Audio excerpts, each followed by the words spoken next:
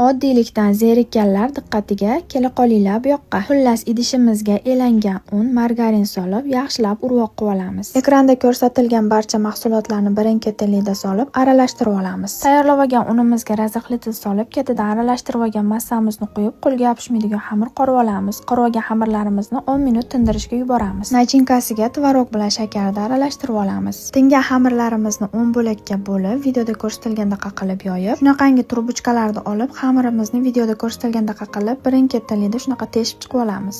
Ko'p kommentariyada keladigan savollardan bittasi: "Voy, nima kalla siz Xitoyda kallasimi?" deysizlar qizlar. Yo'q, kalla o'zimniki. Xamirlarimizni xuddi shunaqa qilib teshib chiqib olganimizdan so'ng ichiga nachinkasini solib, videoda ko'rsatilgandaqa qilib chetlarini kesib, chiroyli qilib o'rab olamiz. Tayyorlab olgan pechenyelarimizni listga joylab, pishirishga jo'natamiz. Pishib chiqqandan so'ng ustilariga shakar upasini sepib, dasturxonga tortsa bo'ladi. Xo'sh qizlarjonlar, retsept yoqdimi? Retsept yoqqan bo'lsa, like bosib o'zingizga saqlab oling va menga obuna bo'lishni unutmang.